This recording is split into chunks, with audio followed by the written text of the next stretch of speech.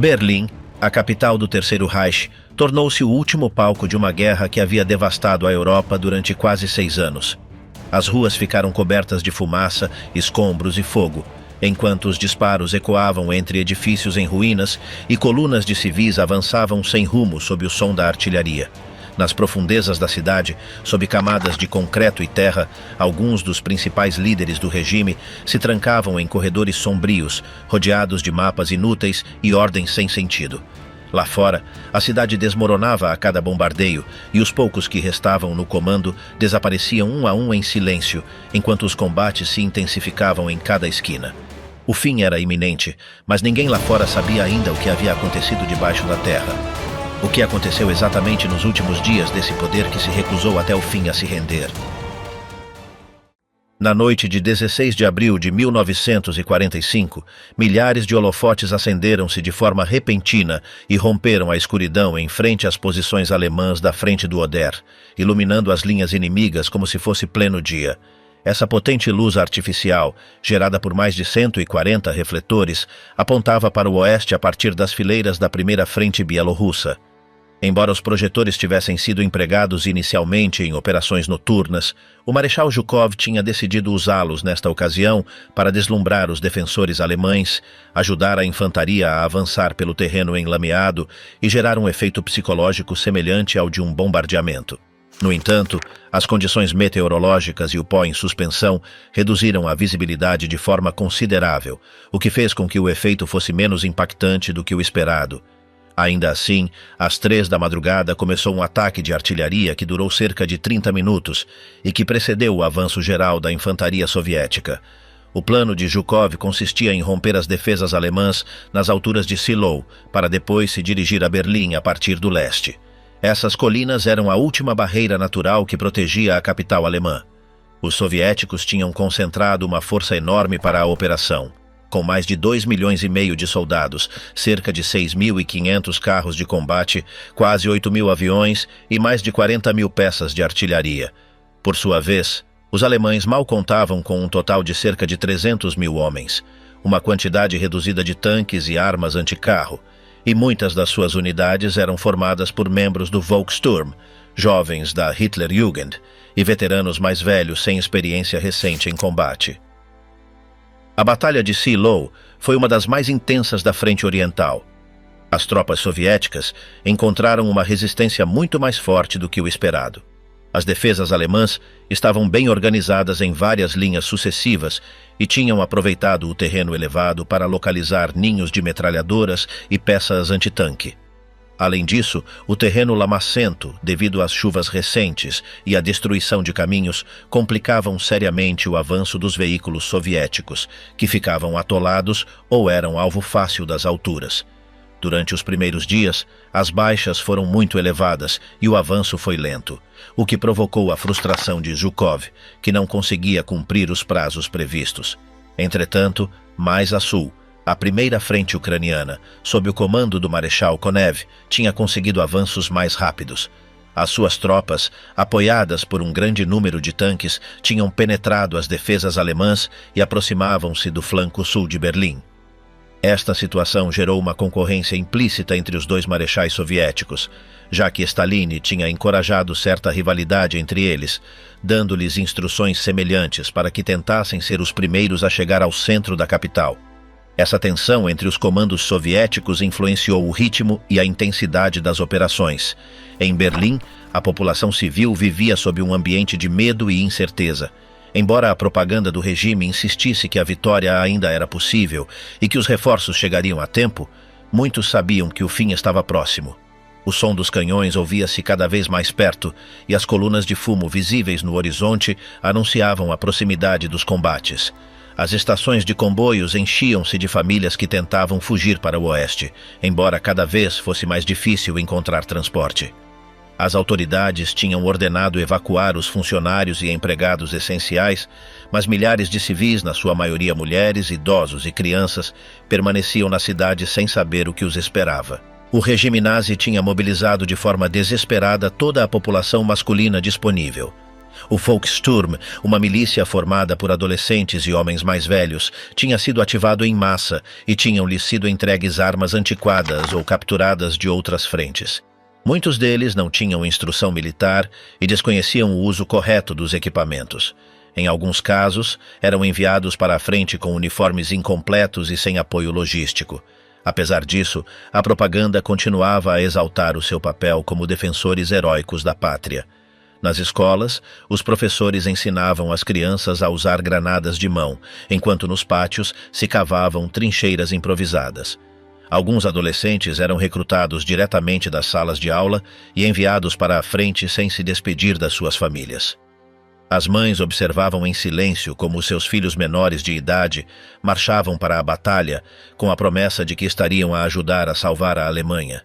Na realidade, muitos morreriam em questão de dias sem saber realmente por que estavam a lutar. A moral no alto comando alemão estava completamente quebrada. Hitler encontrava-se no seu bunker sob a chancelaria, isolado do mundo exterior, recebendo relatórios pouco realistas e recusando qualquer sugestão de retirada ou rendição. Insistia em que os soviéticos seriam detidos às portas de Berlim e que as novas armas secretas mudariam o curso da guerra. Entretanto, os seus generais sabiam que tudo estava perdido, mas não se atreviam a contradizê-lo abertamente. Alguns tentavam ganhar tempo, outros simplesmente esperavam que tudo terminasse em breve. À medida que os dias passavam, o cerco sobre Berlim foi se fechando. As tropas soviéticas da Primeira Frente Bielorrussa conseguiram finalmente romper as defesas em Shiloh, depois de vários dias de duros confrontos, e avançaram para a cidade a partir do leste, enquanto as unidades da Primeira Frente Ucraniana se aproximavam do sul. A capital estava completamente cercada, e embora algumas unidades alemãs continuassem a resistir em setores dispersos, a maioria das rotas de fuga já tinha sido cortada. Nas margens da cidade, as colunas de refugiados misturavam-se com unidades militares em retirada. Carros com feridos, bicicletas, carrinhos de mão e até carroças puxadas por cavalos amontoavam-se nas estradas, procurando uma saída que já não existia. Os bombardeamentos aéreos e de artilharia eram constantes e, em muitos casos, impactavam diretamente sobre os comboios civis. A linha entre a frente de combate e a retaguarda tinha se esbatido por completo. As igrejas enchiam-se de pessoas que rezavam em silêncio, enquanto os edifícios públicos eram convertidos em centros de comando ou refúgios improvisados. Os hospitais estavam saturados e careciam dos suprimentos mais básicos. Os médicos operavam sem anestesia e os feridos eram atendidos nos corredores ou sobre mesas improvisadas. Apesar do caos, muitos continuavam a acreditar que os aliados ocidentais chegariam antes dos soviéticos e que ocupariam Berlim, o que se revelou ser uma esperança sem fundamento. As últimas semanas antes da queda foram marcadas por uma atmosfera de fatalismo, mas também de resistência sem sentido. Em alguns bairros, os vizinhos cavavam trincheiras nos jardins, enquanto noutros se organizavam grupos para preparar coquetéis Molotov. Os panfletos continuavam a anunciar a vitória final, embora já ninguém acreditasse neles. Os ruídos de explosões eram constantes e cada dia que passava, a cidade desmoronava-se um pouco mais. O combate não se desenrolava com linhas definidas como em outras batalhas anteriores, mas tudo acontecia em uma confusão total, onde cada seção da cidade era tomada à medida que era liberada. As tropas se deslocavam em pequenos grupos, entrando nas casas e edifícios um por um, e muitas vezes os soldados alemães os esperavam com fogo dos andares superiores ou de porões conectados entre si. Os soviéticos respondiam com lança-chamas e explosivos e derrubavam muros para evitar ter que usar portas ou janelas que podiam estar minadas. Em algumas ocasiões, eles abriam caminho entre os andares com granadas ou simplesmente derrubando os tetos com cargas colocadas nos andares superiores. A maioria das moradias já estava vazia, mas em muitos lugares ainda havia civis escondidos em porões, em túneis ou mesmo entre os escombros. A resistência alemã era irregular e caótica.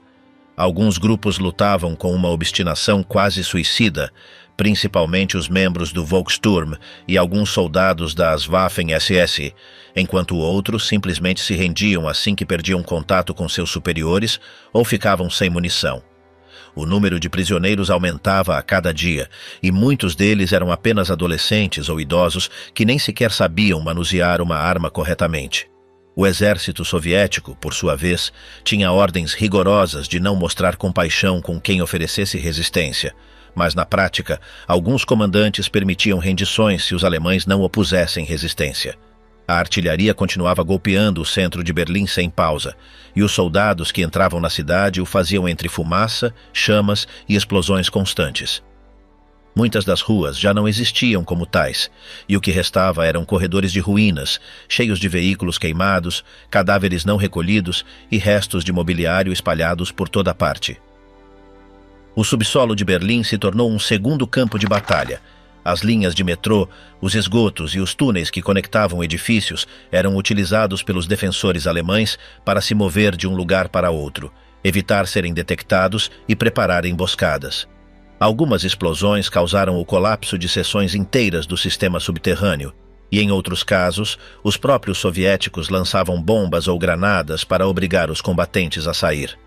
As cenas dentro desses túneis eram de um caos total, com gritos, choros, fumaça e corpos jogados por toda parte. Na superfície, os combates continuavam sem pausa. Em muitas zonas, os soviéticos tinham que lutar por cada edifício, cada andar, cada quarto. Era uma luta lenta e exaustiva, onde o controle de uma quadra podia custar dezenas de baixas. Os soldados se revezavam para avançar, cobrir-se e limpar as zonas tomadas. Em algumas ocasiões, os franco-atiradores alemães conseguiam frear o avanço durante horas, ocultos nos telhados ou em torres de igreja. Os soviéticos respondiam com fogo concentrado, fazendo voar os edifícios suspeitos de abrigar inimigos. O uso de tanques era limitado pela estreiteza das ruas e pela grande quantidade de barricadas improvisadas, mas ainda assim conseguiam avançar, disparando a queima-roupa contra as entradas dos edifícios e as janelas. Os canhões autopropulsados acompanhavam a infantaria e destruíam posições fortificadas antes que os soldados entrassem para registrar o terreno. Os alemães não tinham mais meios para retirar seus mortos, e os soviéticos não se detinham a fazê-lo. A cidade cheirava a queimado, a corpos em decomposição e a escombros úmidos. A população civil tentava sobreviver escondida, sem água nem eletricidade, temendo tanto os combates quanto as represálias. Muitos tentavam cavar refúgios mais profundos ou buscavam novas entradas para o metrô. As rádios já não transmitiam e a informação corria de boca em boca, muitas vezes alterada ou incompleta. Alguns ainda seguiam acreditando que os reforços chegariam, que Wenck apareceria com suas tropas para romper o cerco, mas a maioria começava a resignar-se ao inevitável. O Reichstag se tornou um dos objetivos simbólicos mais importantes. Sua conquista tinha um valor propagandístico para os soviéticos e sua proximidade ao bunker de Hitler o convertia em uma meta prioritária. O edifício estava parcialmente destruído, mas ainda abrigava defensores bem armados. A luta para tomá-lo foi encarniçada, com combates corpo a corpo nas escadas, nas salas interiores e até nos corredores escuros cheios de poeira e fumaça. As tropas soviéticas que participaram da tomada foram felicitadas por seus comandos e foi permitido içar bandeiras vermelhas no telhado, embora muitas fotografias tenham sido tiradas depois, em poses preparadas para registrar o momento. Apesar da importância simbólica, o Reichstag não era o último bastião defensivo, e em outras partes de Berlim a luta seguia com igual intensidade. Dentro do centro de comando nazista, a situação era cada vez mais caótica. Os relatórios que chegavam eram contraditórios, e Hitler continuava exigindo contra-ataques impossíveis com tropas que já não existiam. Eram enviadas ordens que nunca chegavam ao destino ou que eram ignoradas por comandantes que já agiam por conta própria. A estrutura de comando colapsava enquanto o cerco se estreitava. Goebbels continuava emitindo discursos por rádio até o último momento, prometendo uma vitória que ninguém acreditava. Alguns altos comandos já pensavam em fuga ou em pôr fim a tudo por sua própria mão e se preparavam para o colapso total do regime. Enquanto isso, os combates continuavam a poucas ruas do coração do poder nazista e as explosões já eram ouvidas claramente dos subterrâneos da chancelaria. As condições para os civis eram cada vez piores. Não havia eletricidade nem água corrente e a comida escasseava. Os poucos hospitais que continuavam funcionando estavam superlotados e careciam de suprimentos básicos. Em muitas partes da cidade, os vizinhos tentavam organizar-se para compartilhar o pouco que restava. Cozinhava-se com madeira recolhida dos móveis quebrados e fervia-se água contaminada com a esperança de torná-la potável. As mães tentavam acalmar as crianças enquanto lá fora retumbavam os canhões. Alguns civis foram atingidos pelos bombardeios enquanto faziam fila para conseguir pão ou água. Os que podiam mover-se tentavam abandonar a cidade, mas quase todas as rotas estavam cortadas ou eram demasiado perigosas. Muitos se resignavam a esperar o final em porões improvisados, temendo o que viria. A moral das tropas alemãs se deteriorava rapidamente. A maioria dos soldados sabia que não haveria retirada nem reforços. Alguns continuavam lutando por medo de represálias, outros por obediência cega ou simplesmente por não ter outra opção. Havia unidades que se dissolviam sem aviso, soldados que trocavam de roupa para se misturar entre os civis e oficiais que desapareciam sem deixar rastro. Os que continuavam combatendo o faziam em grupos pequenos, muitas vezes sem comunicação com seus superiores. As munições escasseavam e, em alguns casos, combatia-se com armas capturadas ou improvisadas. As noites eram igualmente perigosas que o dia, e o som dos disparos e das explosões era constante. Não havia descanso nem pausa. A cidade era um campo de batalha sem trégua. O Exército Vermelho, por sua parte, mantinha a pressão constante. As divisões avançavam por todos os frentes, ocupando setores-chave como o Ministério do Ar, o Ministério do Interior e a zona da chancelaria. Cada quarteirão tomado significava novas baixas, mas também o enfraquecimento definitivo do inimigo. A resistência continuava em alguns pontos, mas o ritmo de avanço não se detinha. Os comandantes soviéticos sabiam que o final estava próximo, e muitos competiam para chegar primeiro ao centro da cidade. O prestígio e o reconhecimento perante Stalin dependiam de quem içasse a bandeira sobre os edifícios-chave. Essa competição interna também gerava erros, mas a superioridade numérica e de fogo era tal que não havia possibilidade real de um contra-ataque alemão efetivo. Quando a capital ficou cercada e os disparos não cessavam nem por um instante, milhares de pessoas buscaram refúgio nos porões e nos túneis do metrô, tentando escapar do estrondo das bombas e do colapso total que já se pressentia.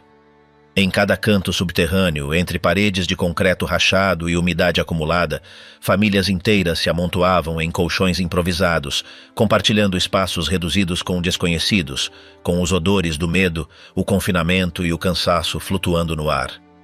Os hospitais já não tinham camas disponíveis e os médicos tentavam atender os feridos sem anestesia, com os materiais que ainda lhes restavam e com o zumbido constante dos projéteis caindo por cima. Cada dia era mais difícil encontrar algo para comer. Os mercados já não abriam, os armazéns estavam vazios e a comida enlatada tinha acabado fazia semanas. As pessoas saíam brevemente às ruas arriscando a vida para procurar restos de pão ou alguma batata podre, mas em muitos casos voltavam com as mãos vazias. Os que não podiam sair, como os idosos ou os feridos, dependiam do pouco que outros conseguiam trazer. Alguns grupos começaram a cozinhar em latas ou fogões improvisados nos túneis, mas mesmo conseguir água se tornou uma tarefa complicada, porque muitas tubulações tinham sido destruídas. Os abrigos improvisados que eram usados como hospitais já não podiam conter mais pessoas. Os feridos chegavam às dezenas, a maioria com amputações, queimaduras ou estilhaços incrustados, e se alinhavam no chão esperando por um atendimento que nunca chegava. Os doutores faziam o que podiam com bandagens sujas, instrumentos enferrujados e sem eletricidade. Em alguns casos, amputavam-se membros sem anestesia, apenas com um pano na boca para morder a dor. Os gritos enchiam os corredores, misturando-se com os ecos de explosões distantes que nunca deixavam de ser ouvidas.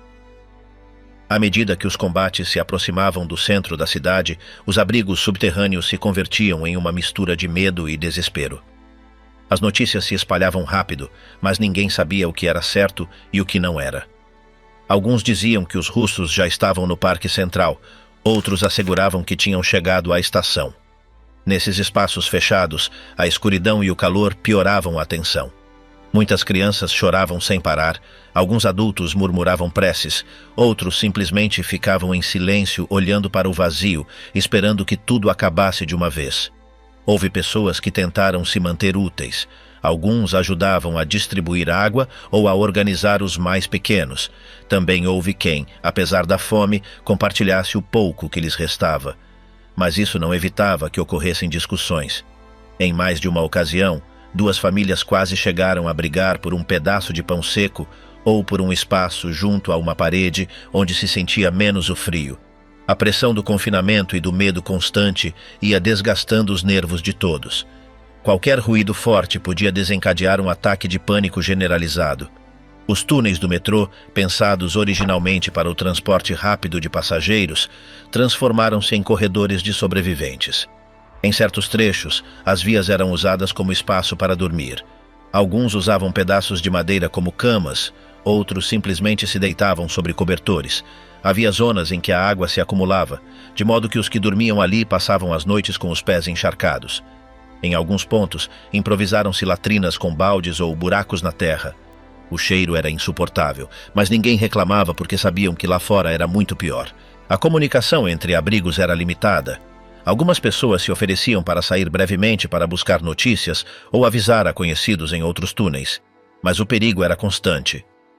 Em mais de uma ocasião, um projétil impactou perto das saídas, prendendo ou matando aqueles que tentavam subir.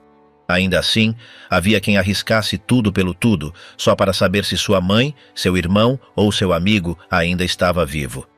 Quando alguém voltava com notícias, todos se amontoavam para escutar, embora quase sempre as novidades fossem ruins. Os ataques aéreos não cessavam, nem de dia nem de noite. Mesmo debaixo da terra, o estrondo era tão forte que se sentia no peito, como um golpe seco que nunca terminava. As paredes tremiam a cada impacto, e em alguns abrigos desabaram tetos ou muros, deixando dezenas de pessoas presas sem possibilidade de resgate. À medida que os dias passavam, a cidade se desfazia sobre seus próprios alicerces. Cada rua, cada edifício, cada parque se transformava em um campo de ruínas. Em muitas famílias já não se falava de esperança. Falava-se de aguentar. Alguns adultos faziam cálculos com o que lhes restava de pão, dividindo-o em porções diminutas para que durasse uns dias mais. Outros guardavam pedaços de sabão ou pílulas para usá-los como moeda de troca, se chegassem a encontrar alguém com algo para comer. As crianças, na sua maioria, já não brincavam. Aconchegavam-se junto às suas mães ou dormiam durante horas pelo cansaço, a desnutrição e o frio. A situação nos hospitais não era diferente. Os centros cirúrgicos estavam escuros, os geradores já não funcionavam e os pacientes se amontoavam em corredores, pátios e porões. Operava-se com lanternas ou com velas. As infecções se propagavam com rapidez.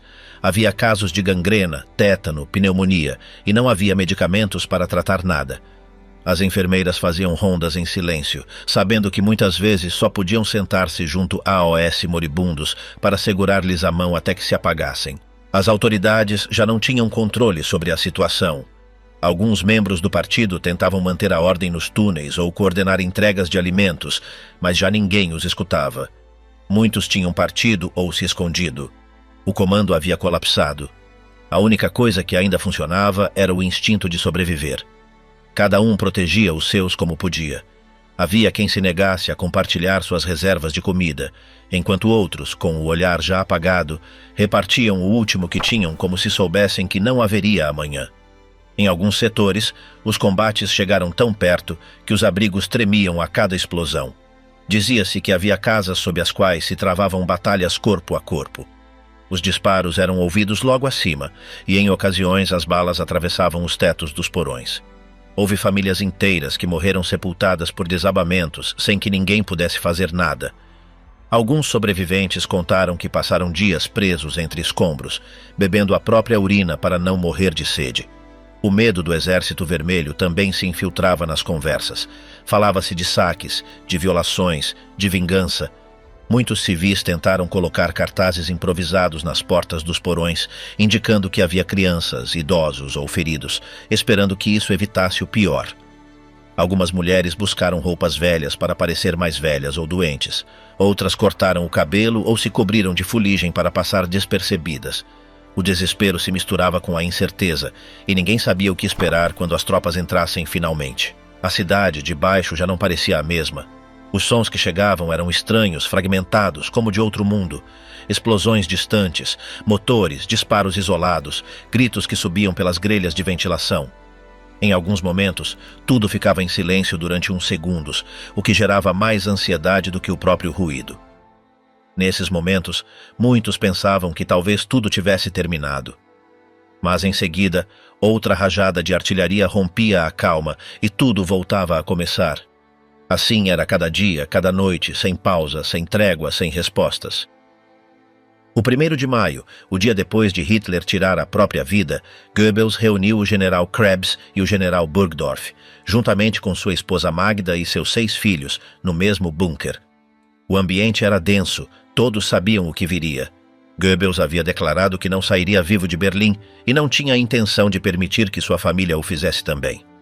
Um por um, os filhos foram adormecidos com morfina e depois assassinados com cápsulas de cianeto enquanto dormiam. Magda e Joseph tiraram a própria vida pouco depois. Lá fora, os russos continuavam avançando pelas ruas destruídas. Ao mesmo tempo, em outros cantos do bunker e nos pátios exteriores, sucediam-se outros suicídios. O general Hans Krebs, que havia tentado negociar uma rendição parcial com os soviéticos no dia anterior, também tirou a própria vida ao perceber que os termos não seriam aceitos.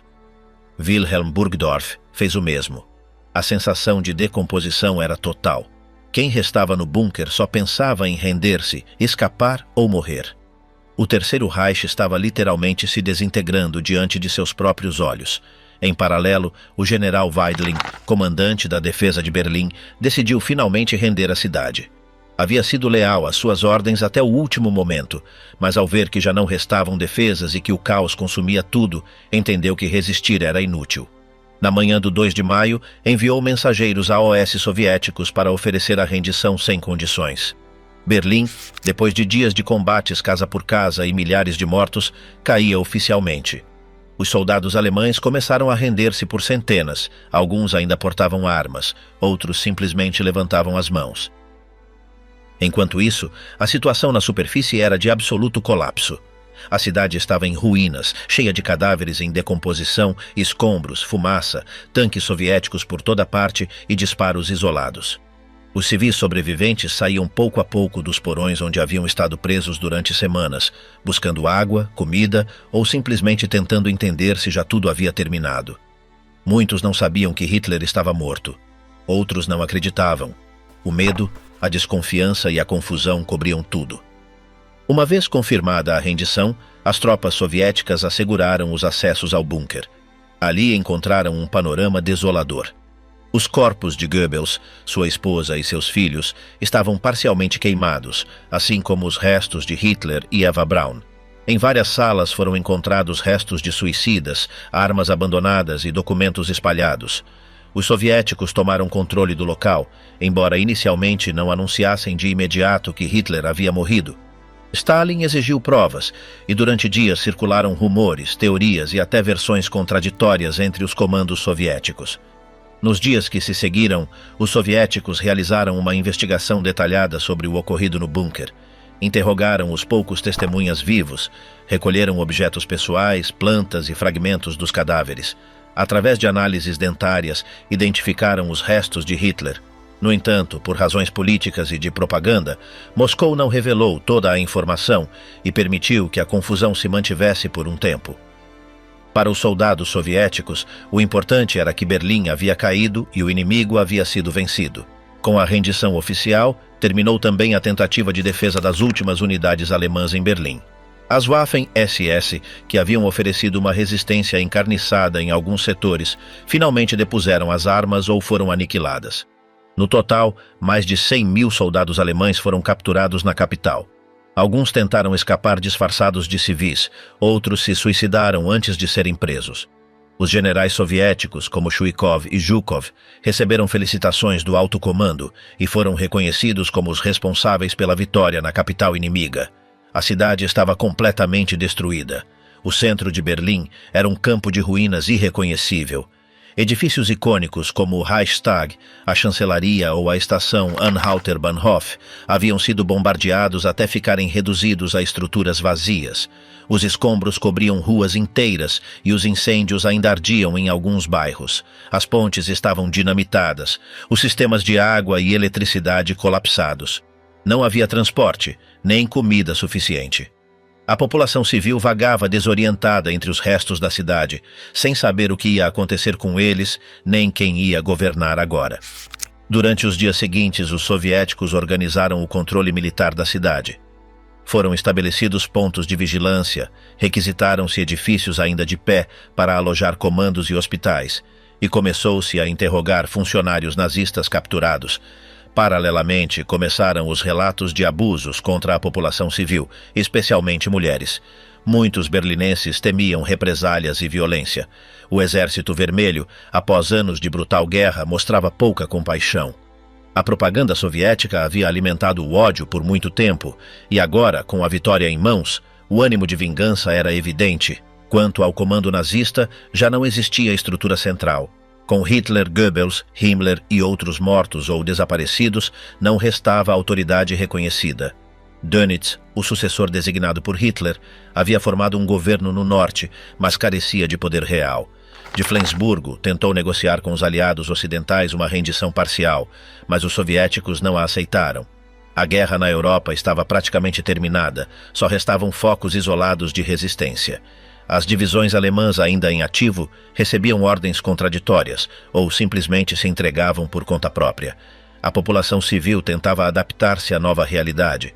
Com a queda do regime nazista, produziu-se um vazio absoluto de poder. Não havia polícia, nem distribuição de alimentos, nem serviços básicos. Muitos antigos funcionários tentaram desaparecer entre a população. Outros foram presos pelos soviéticos e enviados a campos de prisioneiros. As estações de rádio ficaram em silêncio e os jornais deixaram de circular. A vida em Berlim, que já era dura pelos bombardeios e a escassez, tornou-se ainda mais caótica. Alguns vizinhos começaram a organizar-se para repartir comida ou limpar ruas. Em meio a essa desorganização, iniciou-se também a busca de arquivos e documentos. Os soviéticos recolheram milhares de papéis, expedientes, fotos e registros de todo tipo, tanto do Partido Nazista quanto do Exército. Interessaram-se especialmente nos materiais sobre armamento, tecnologia, redes de inteligência e experimentos científicos. Muitos desses documentos foram levados a Moscou e estudados em segredo. Também prenderam cientistas, engenheiros e oficiais técnicos para interrogá-los ou trasladá-los para a União Soviética como parte do esforço de recuperação tecnológica. Durante as semanas posteriores, organizaram-se desfiles da vitória em distintas cidades soviéticas. Em Moscou, Stalin foi celebrado como o grande líder que havia derrotado Hitler. Em Berlim, os soldados soviéticos içaram sua bandeira sobre as ruínas do Reichstag, uma imagem que seria usada como símbolo do triunfo. Ao mesmo tempo, as autoridades soviéticas começaram a planejar a administração de sua zona de ocupação. Logo chegariam comissões políticas, agentes de inteligência e funcionários do Partido Comunista para estabelecer a nova ordem no que seria a Alemanha Oriental. A nível internacional, a queda de Berlim marcou o fechamento definitivo do conflito na Europa. Pouco depois, no 8 de maio, a Alemanha assinou a rendição incondicional em Reims e depois em Berlim, na presença de representantes soviéticos, americanos, britânicos e franceses.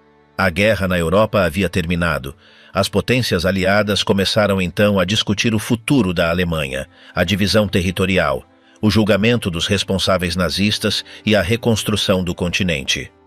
Berlim, arrasada e dividida, seria o epicentro simbólico dessa nova etapa que apenas começava.